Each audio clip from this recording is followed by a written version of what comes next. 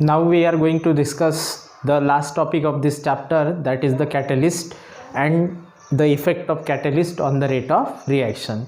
This is the last topic. आजच्या या last टॉपिकमध्ये आपल्याला कॅटलिस्ट जो पाहायचा आहे त्याची डेफिनेशन इम्पॉर्टंट राहणार आहे एक्झाम्स पॉईंट ऑफ व्ह्यूने. So let us learn it carefully. आता कॅटलिस्ट जो आहे त्याची डेफिनेशन आपण पाहूया. डेफिनेशन काय आहे तर the substance which are added, the substance added to the reactant which increases the rate of reaction without being consumed itself in the reaction. बरोबर आहे. तर अशा प्रकारची डेफिनेशन आहे. The substance added to the reactants, the substance added to the reactant which increases the rate of reaction without being consumed in the reaction is known as catalyst. म्हणजे ही गोष्ट कशी आहे की जर समजा एखादी रिॲक्शन आहे ती स्लो होत आहे, एखादी रिॲक्शन स्लो होत आहे म्हणजे त्याचा जो रेट आहे तो खूप कमी आहे, स्लोली रिॲक्शन घडत आहे, तर ती आपल्याला थोडी लवकर पाहिजे आहे, ती रिॲक्शन आपल्याला लवकर झालेली पाहिजे, कंप्लीट करायची आहे.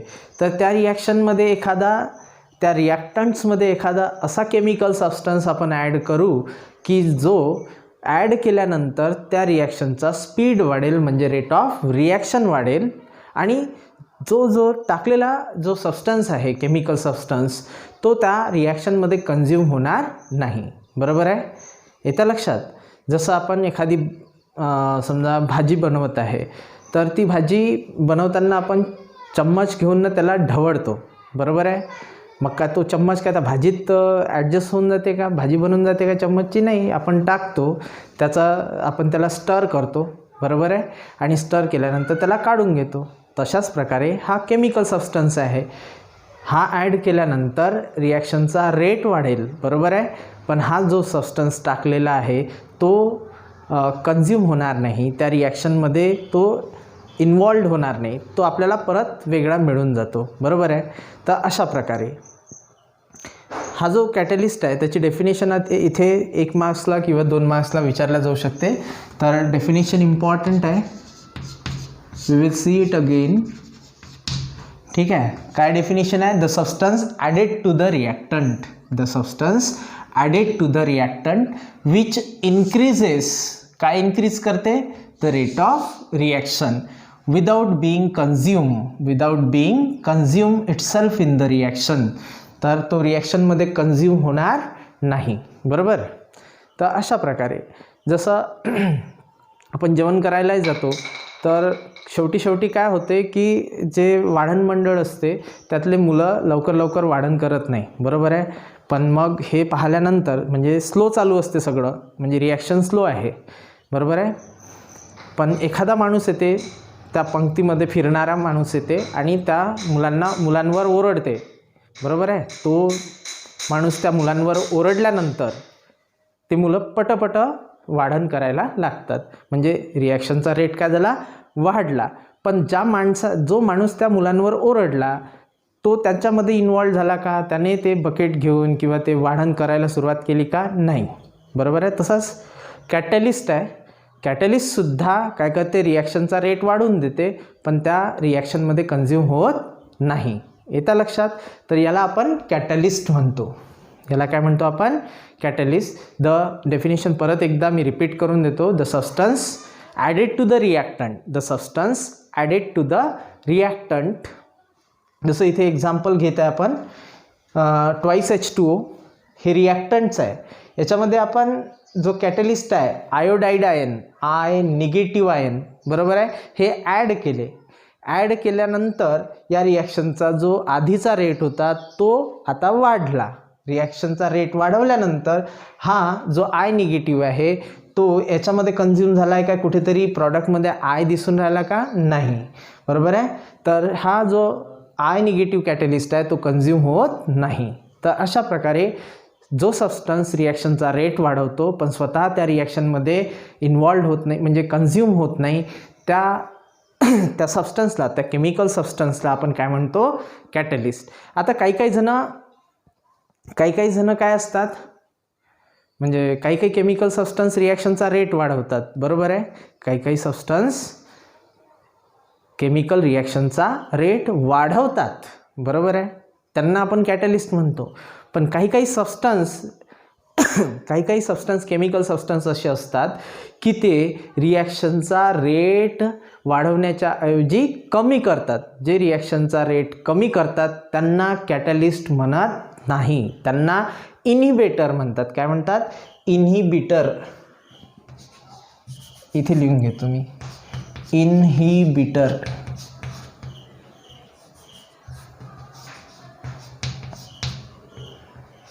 इनहिबिटर म्हणजेच जे रिॲक्शनचा रेट काय करतात, रेट ऑफ रिॲक्शन डिक्रीज करतात, त्यांना इनहिबिटर म्हणतो. मग कधी कधी तुम्ही हे पण ऐकू शकता, जर आलं एक्स्ट्रा रीडिंग जर झालं NCERT वगैरे मध्ये, तर कॅटलिस्ट हे 2 प्रकारचे आहे.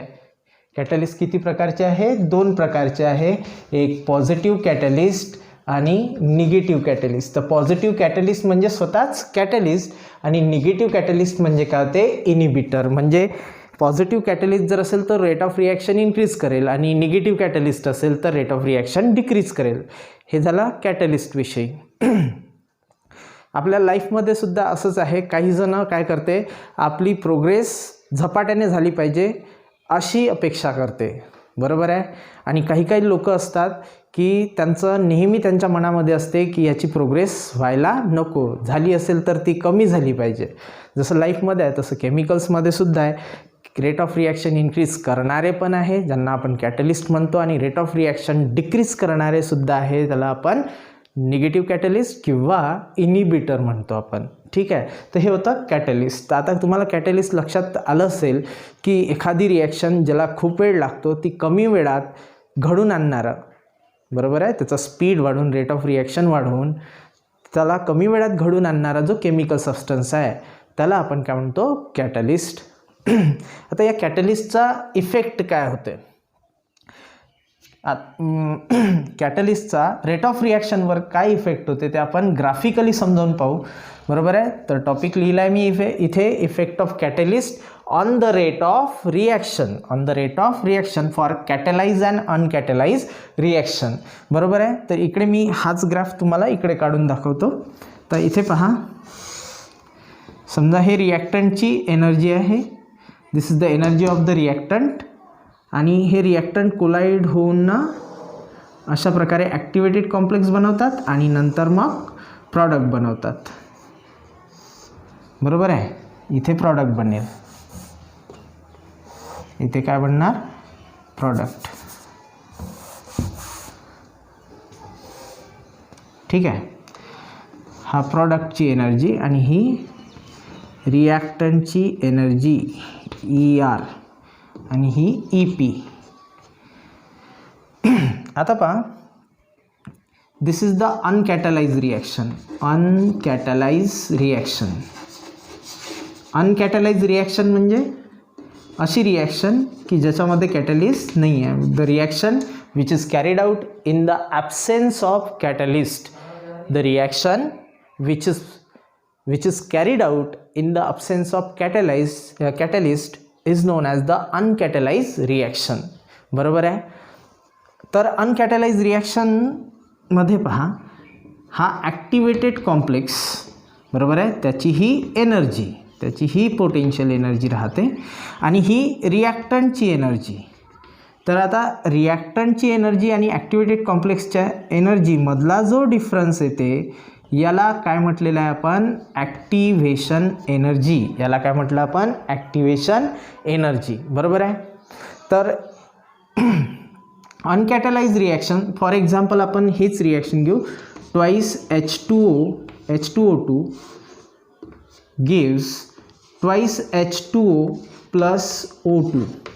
ही रिॲक्शन आहे. कॅटलिस्ट आहे का? आपण ॲड केला का कॅटलिस्ट? ॲरोवर दिसत आहे का? आणि महत्त्वाची गोष्ट, कॅटलिस्ट हा आपण ॲरोवर लिहित असतो, बरोबर आहे. तर इथे ॲरोवर कॅटलिस्ट लिहिलेला नाही आहे, या रिॲक्शनमध्ये कॅटलिस्ट घेतलेला नाही आहे, म्हणजे this particular reaction is known as the uncatalyse reaction. या रिॲक्शनला आपण अनकॅटलाइज रिॲक्शन म्हणू, म्हणजे अशी रिॲक्शन की जी कॅटलिस्टच्या ॲब्सेन्समध्ये आपण घडून आणत आहे, त्याला अनकॅटलाइज रिॲक्शन म्हटलं. आता या अनकॅटलाइज रिॲक्शनसाठी ॲक्टिवेशन एनर्जी आहे इतकी, बरोबर आहे. ॲक्टिवेशन एनर्जी इतकी आहे. जसं याचा एखादा अमाऊंट घेतलेला आहे आपण, तर ॲक्टिवेशन एनर्जी किती आहे याची, that is equal to suppose 76 kilo joule per mole. 76 kilo joule per मोल येतं लक्षात.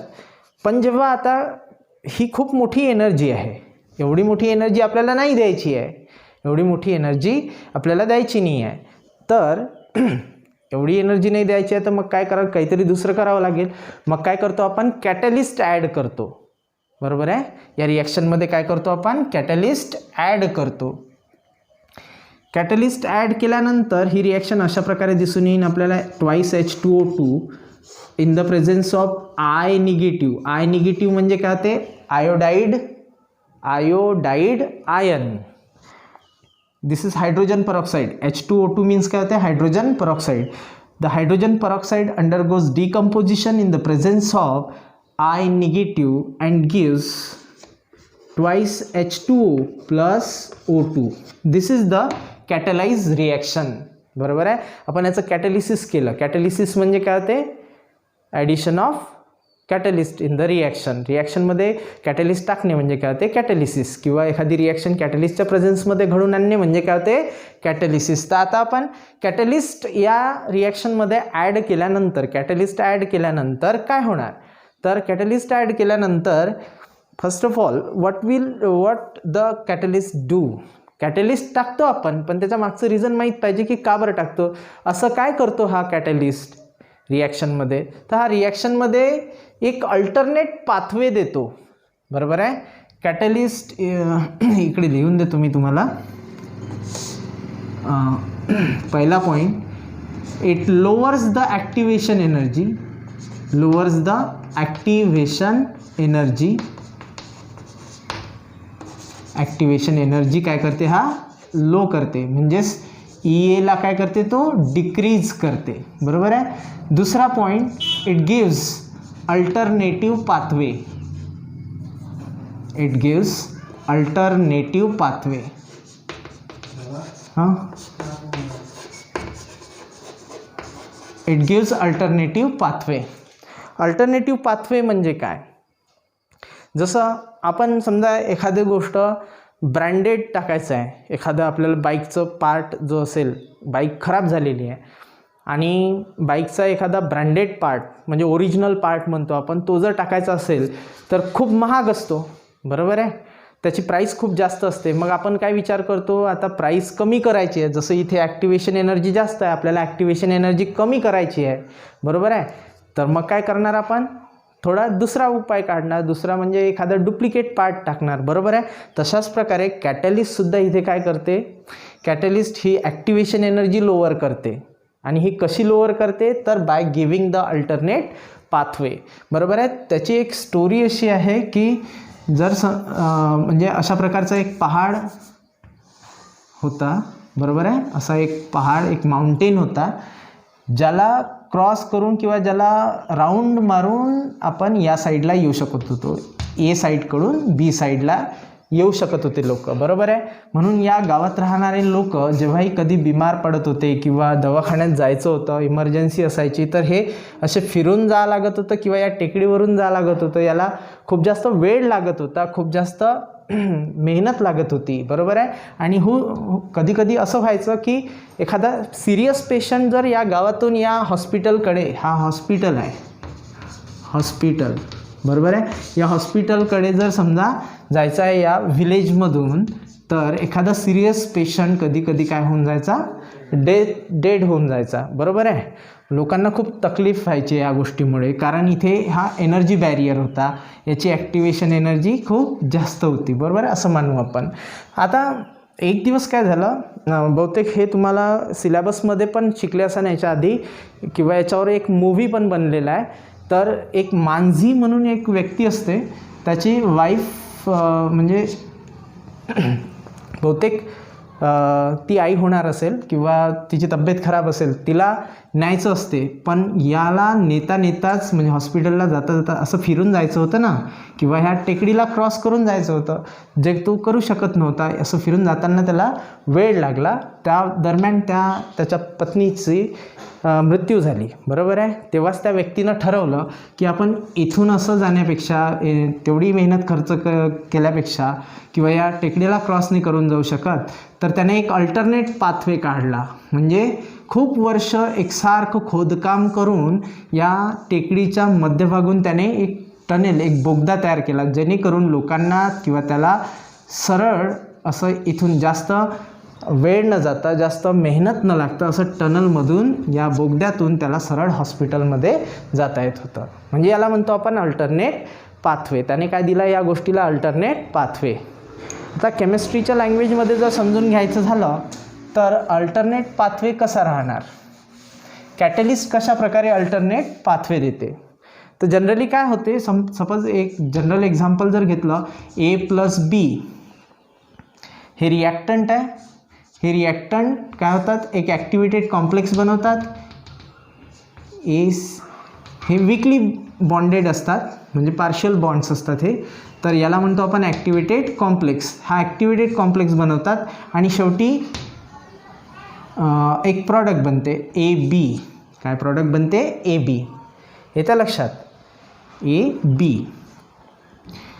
हा कॉम्प्लेक्स बनवण्यासाठी त्याला खूप जास्त एनर्जी लागते. सपोज इथे एवढी एनर्जी लागत आहे, पण कॅटलिस्ट जर टाकला तर कॅटलिस्ट काय करणार, याच रिॲक्शनला अशा प्रकारे घडून आणणार, एक अल्टरनेट पाथवे देणार. A+B in the presence of C gives A ...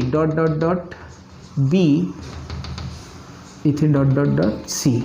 म्हणजे A, B आणि C हा काय झाला, एक ॲक्टिवेटेड कॉम्प्लेक्स. काय तयार झाला? Activated complex.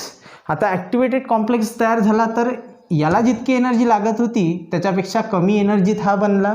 आणि त्यानंतर जेव्हा प्रॉडक्ट बनेल, AB हा प्रॉडक्ट बनला, तेव्हा हा C काय झाला, परत आपल्याला मिळाला. तो रिॲक्शनमध्ये कन्झ्युम झाला नाही, तो वेगळा झाला यांच्यापासून. आपल्याला रिॲक्शन पण मिळाली आणि आपला कॅटलिस्ट पण परत मिळाला, बरोबर आहे.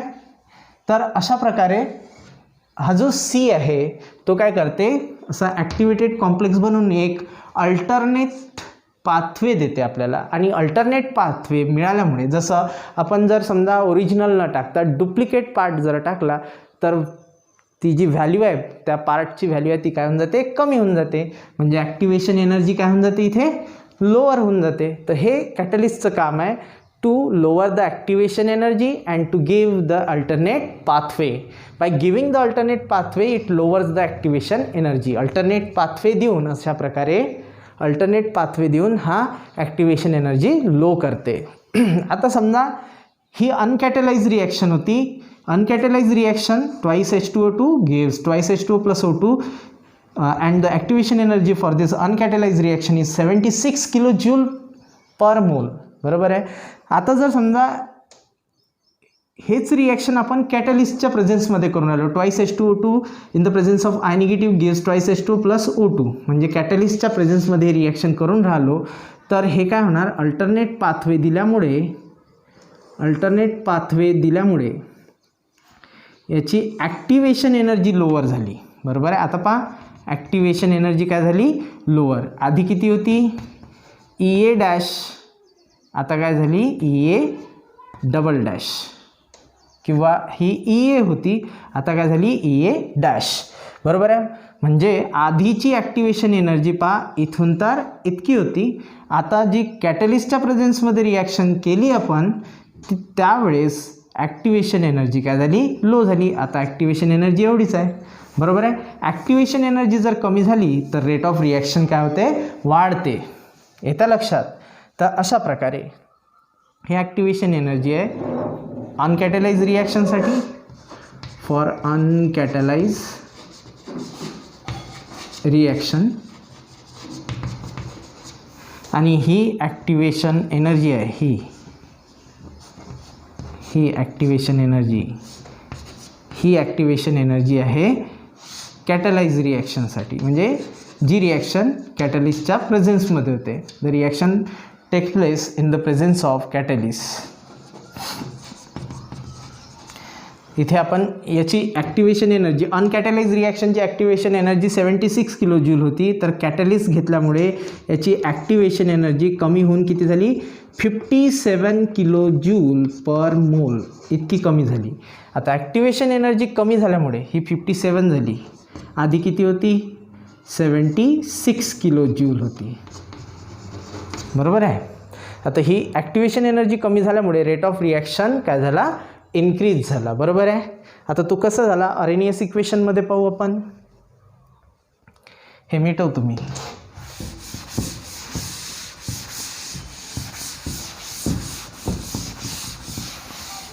आपण इथे खाली रिॲक्शन कोऑर्डिनेट घेतला आहे. या ॲक्सिसवर तर एनर्जी आहे, ॲक्सिसवर एनर्जी आहे, आणि इथे काय आहे, रिॲक्शन कोऑर्डिनेट. रिॲक्शन कोऑर्डिनेट काय असते, टाईम वगैरे.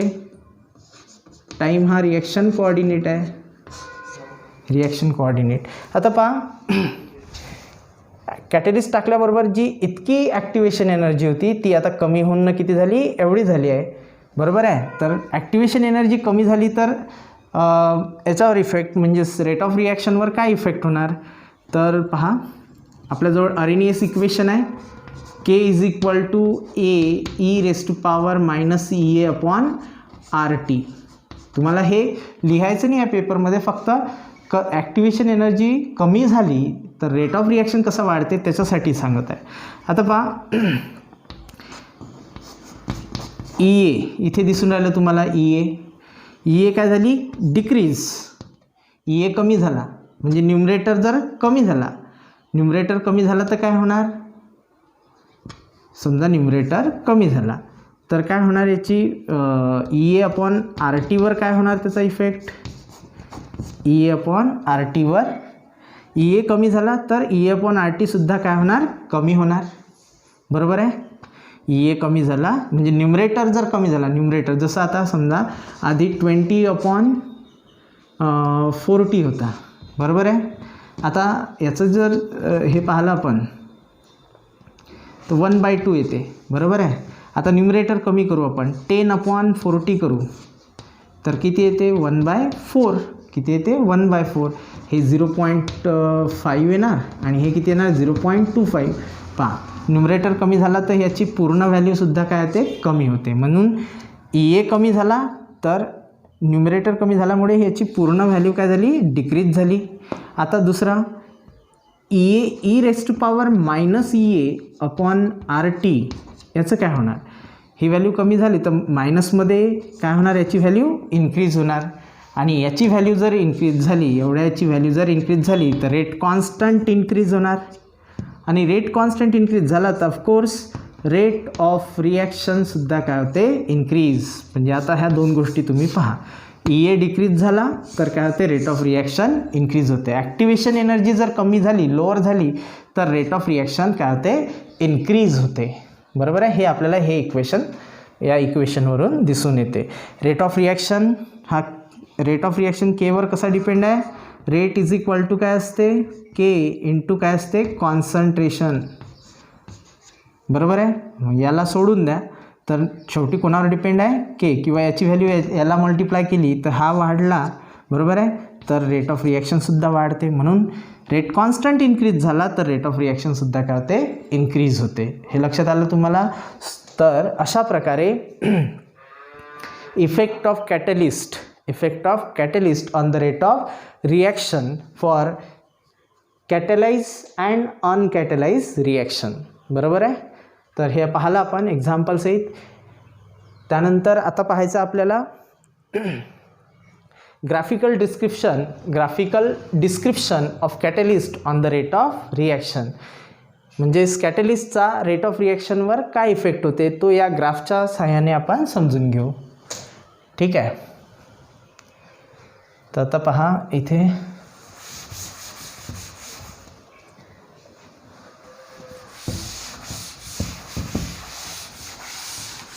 आणखी एक गोष्ट, महत्त्वाची गोष्ट, नोट्समध्ये, PDF नोट्समध्ये मी तुम्हाला ही रिॲक्शन लिहून दिली असेल ॲज अन एक्झाम्पल, KClO3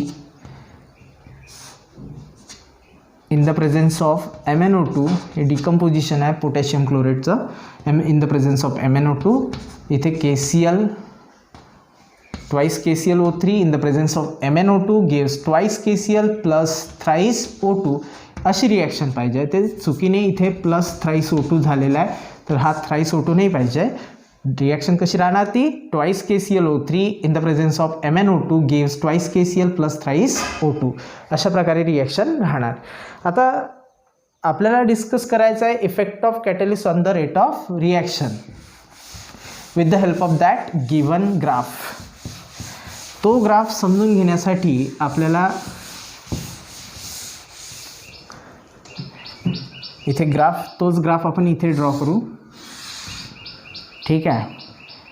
आता समजा हे फ्रॅक्शन ऑफ मॉलिक्यूल पासून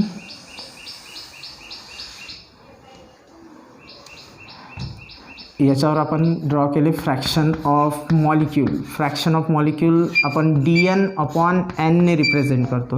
हे टोटल नंबर ऑफ मॉलिक्यूल्स आणि हे नंबर ऑफ मॉलिक्यूल्स. तर समजा हा dN/n म्हणजे काय होते, फ्रॅक्शन ऑफ मॉलिक्यूल. आपण प्लॉट केला y ॲक्सिसवर आणि x ॲक्सिसवर घेता आपण, x ॲक्सिसवर घेणार आपण एनर्जी. सपोज ही काय आहे, ॲक्टिवेशन एनर्जी, आणि ही activation energy for the catalyse reaction, and this is the activation energy for uncatalyse reaction.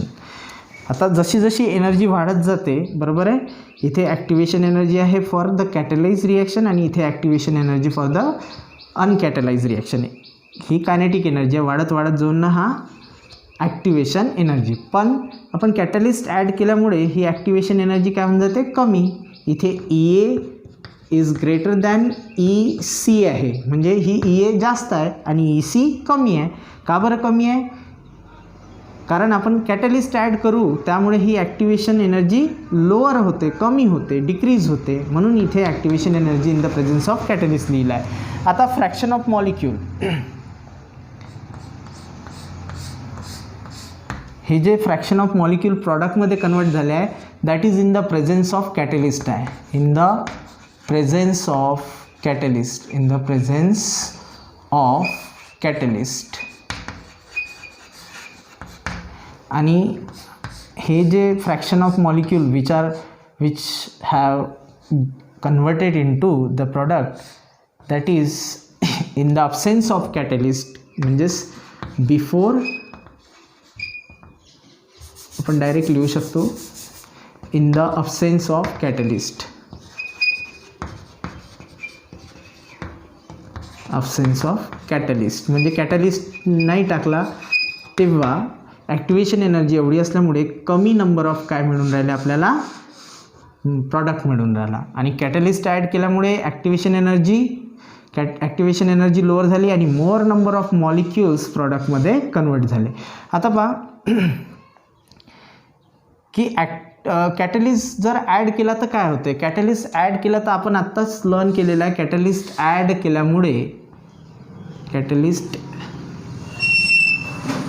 केल्यामुळे इथे पहा, हा रिॲक्टंटची एनर्जी आहे, एनर्जी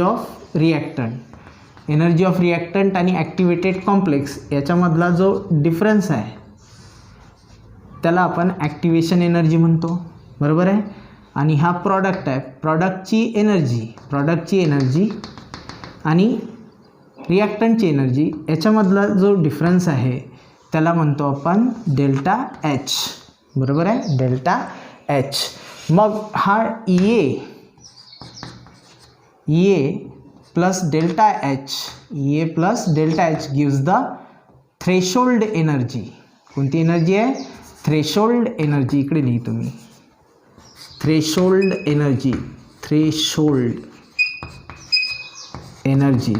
एनर्जी मीन्स काय होते, threshold energy is nothing but the activation energy and the change in enthalpy, बरोबर आहे. ही पूर्ण जे एनर्जी आहे याला आपण थ्रेशोल्ड एनर्जी, जसं इथून तर इथेपर्यंत जी एनर्जी आहे त्याला काय म्हणतो आपण, थ्रेशोल्ड एनर्जी. कोणती एनर्जी म्हणायचं, थ्रेशोल्ड एनर्जी, बरोबर आहे. आता काय होते, कॅटलिस्ट ॲड केल्यामुळे हा कॅटलिस्ट अल्टरनेट पाथवे देऊन ना काय करतो, ॲक्टिवेशन एनर्जी लो करून घेते, बरोबर आहे. ॲक्टिवेशन एनर्जी काय झाली, आता कमी झाली. पहा आधी एवढी होती, समजा आधी जर 100 किलो जूल असेल तर आता किती झाली ती 60 किलो जूल, बरोबर आहे. म्हणजेच काय झालं, ॲक्टिवेशन एनर्जी लोअर झाली, बरोबर आहे. ॲक्टिवेशन एनर्जी इतकी लोअर झाली त्याच्यामुळे थ्रेशोल्ड एनर्जीसुद्धा काय झाली, कमी झाली ना एवढी, बरोबर आहे. ही एनर्जी एवढी लागत होती, आता कॅटलिस्ट टाकल्यामुळे ॲक्टिवेशन एनर्जी एवढीच झाली, म्हणजे थ्रेशोल्ड एनर्जी किती आहे, फक्त आता एवढी आहे. पहा आधी इतकी होती पूर्ण, आता किती आहे, फक्त इतकीच थ्रेशोल्ड एनर्जी आहे. म्हणजेच catalyst lowers the activation energy as well as it also lowers the threshold energy. मग थ्रेशोल्ड एनर्जी किंवा ॲक्टिवेशन एनर्जी लोअर झाल्यामुळे काय होते, maximum number of fraction of molecule, maximum number of fraction of molecule. इथे पहा हे एवढे आणि हे इतके, maximum number of fraction of molecule acquires the minimum amount of energy. Activation energy lower झाल्यामुळे जास्तीत जास्त मॉलिक्यूल काय करतील, मिनिमम अमाऊंट, थोडीशीच एनर्जी द्यावी लागणार आपल्याला, बरोबर आहे. आधी इतकी द्यावी लागत होती, आता 60पर्यंतच न्यावं लागते. म्हणजे कमीत कमी एनर्जी मॉलिक्यूल गेन करेल आणि पोटेन्शियल एनर्जी बॅरियर क्रॉस करून तो कशामध्ये कन्वर्ट होणार, प्रॉडक्टमध्ये कन्वर्ट होणार. म्हणजेच ॲक्टिवेशन एनर्जी लोअर झाली की थ्रेशोल्ड एनर्जी लोअर होते आणि more number of fraction of molecule get converted into product, आणि जास्तीत जास्त संख्येने काय होते, फ्रॅक्शन ऑफ मॉलिक्यूल प्रॉडक्टमध्ये कन्वर्ट होते. येत्या लक्षात. हे कशामुळे झालं, कॅटलिस्टमुळे. जसं आता इथे ग्राफमध्ये तेच सांगितलं आहे की कॅटलिस्ट ॲड करायच्या आधी ॲक्टिवेशन एनर्जी इतकी होती, बरोबर आहे. त्याच्यामुळे ॲक्टिवेशन एनर्जी जास्त असल्यामुळे, कमीत कमी मॉलिक्यूल, इतके मॉलिक्यूल, हे पहा इतके मॉलिक्यूल काय झाले, कशामध्ये कन्वर्ट झाले, प्रॉडक्टमध्ये कन्वर्ट झाले, बरोबर आहे. पण कॅटलिस्ट ॲड केल्यामुळे, इथे ग्राफमध्ये सांगितलं होतं मी तुम्हाला, ह्या शेडेड एरियाचं काय लिहिलेलं आहे आपण, in the presence of catalyst, बरोबर आहे. तर हे in the presence of catalyst आहे. कॅटलिस्ट टाकल्यामुळे काय झालं, ॲक्टिवेशन एनर्जी जे इतकी होती ते आता कमी होऊन ना इतकी झाली, बरोबर आहे. ॲक्टिवेशन एनर्जी कमी झाली. ॲक्टिवेशन एनर्जी कमी झाली की काय होते, maximum more number of molecules, याच्यावर या ॲक्सिसवर मॉलिक्यूल्स आहे, काय आहे, फ्रॅक्शन ऑफ मॉलिक्यूल्स आहे. तर ॲक्टिवेशन एनर्जी जेव्हा जास्त होती तेव्हा मॉलिक्यूल्स इतकेच प्रॉडक्टमध्ये कन्वर्ट झाले होते, आणि आता ॲक्टिवेशन एनर्जी कॅटलिस्टमुळे कमी झाल्यामुळे काय झालं, जास्तीत जास्त मॉलिक्यूल कशामध्ये कन्वर्ट झाले, प्रॉडक्टमध्ये. आहे की नाही, इतके मॉलिक्यूल्स कशामध्ये कन्वर्ट झाले, प्रॉडक्टमध्ये कन्वर्ट झाले आहे. येतं लक्षात. मग आता आपण याला शॉर्ट करू की जेव्हा कॅटलिस्ट यूज करतो आपण रिॲक्शनमध्ये तेव्हा तो ॲक्टिवेशन एनर्जी लोअर करते आणि थ्रेशोल्ड एनर्जीसुद्धा, ॲक्टिवेशन एनर्जी लोअर झाली तर थ्रेशोल्ड एनर्जीसुद्धा लोअर होते, आणि त्यामुळे मॅक्सिमम नंबर ऑफ मॉलिक्यूल्स हे कशामध्ये कन्वर्ट होतात, प्रॉडक्टमध्ये कन्वर्ट होतात. म्हणजेच काय वाढलं, रेट ऑफ रिॲक्शन इन्क्रीज झाला, बरोबर आहे. रेट ऑफ रिॲक्शन इन्क्रीज झाला. आपण इथे पाहिलं सुद्धा होतं कशावरून, अरेनियस इक्वेशनवरून, की ॲक्टिवेशन एनर्जी जर कमी झाली, ती कशामुळे कमी होते, कॅटलिस्टमुळे. तर कॅटलिस्ट ॲड केल्यामुळे ॲक्टिवेशन एनर्जी कमी झाली, त्यामुळे फ्रॅक्शन ऑफ मॉलिक्यूल वाढले आणि प्रॉडक्टसुद्धा वाढला, बरोबर आहे. त्यामुळे प्रॉडक्ट जर वाढत असेल तर प्रॉडक्ट वाढल्यामुळे काय होते, रिॲक्टंट कमी होते, म्हणजे रिॲक्शन कंप्लीट होते लवकर, म्हणजे रिॲक्शनचा स्पीड वाढते, रेट ऑफ रिॲक्शन इन्क्रीज होते. ठीक आहे. तर इन ऑल आज आपण या टॉपिकमध्ये काय पाहिलं ते पाहू आपण. कॅटलिस्ट म्हणजे काय, असा सबस्टन्स जो रिॲक्टंटमध्ये ॲड केल्यानंतर रेट ऑफ रिॲक्शन काय होते, इन्क्रीज होते. जसं इथे कॅटलिस्ट टाकल्यामुळे ॲक्टिवेशन एनर्जी कमी झाली, मॉलिक्युल्स वाढले, फ्रॅक्शन ऑफ मॉलिक्यूल वाढले, कोलायडिंग मॉलिक्यूल वाढले आणि प्रॉडक्ट वाढला, त्याच्यामुळे रेट ऑफ रिॲक्शन इन्क्रीज झाला. म्हणून तेच आपण डेफिनिशनमध्ये सुद्धा म्हटलं की असा सबस्टन्स की जो रिॲक्टंटमध्ये ॲड केल्यानंतर रेट ऑफ रिॲक्शन इन्क्रीज होते आणि तो जो सबस्टन्स आहे तो रिॲक्शनमध्ये कन्झ्युम होत नाही, त्याला आपण कॅटलिस्ट म्हटलं. एक एक्झाम्पल घेतलं, decomposition of hydrogen peroxide in the presence of catalyst MnO2. बरोबर आहे. तर तो कॅटलिस्ट आहे. MnO2 काय आहे, कॅटलिस्ट आहे. ट्वाइस KClO3 हे एक्झाम्पल घेतलं होतं आपण. Twice KClO3 in the presence of MnO2 gives twice KCl plus O2. तर या रिॲक्शनमध्ये या KClO3च्या डिकम्पोजिशनमध्ये MnO2 कॅटलिस्ट आहे. आणि दुसरं एक्झाम्पल आपण दिलेलं आहे, twice H2O2 in the presence of I negative gives twice H2O plus O2. या रिॲक्शनमध्ये I निगेटिव्ह म्हणजे आयोडाइड आयन काय आहे, कॅटलिस्ट आहे. बरोबर आहे. तर catalyst rate of reaction increase करतात. आणि जे chemical substance rate of reaction decrease करत असेल त्यांना कॅटलिस्ट न म्हणता त्यांना इनिबिटर म्हणायचं. त्यानंतर रेट ऑफ रिॲक्शनवर कॅटलिस्टचा काय इफेक्ट होते हे आपण ग्राफिकली पाहिलं. बरोबर आहे. त्याच्यानंतर इथे सुद्धा पाहिलं आपण की कॅटलिस्टचं काय काम आहे. Catalyst lowers the activation energy by giving the alternative pathway and thereby it increases the fraction of number of molecules and therefore it increases the rate of reaction.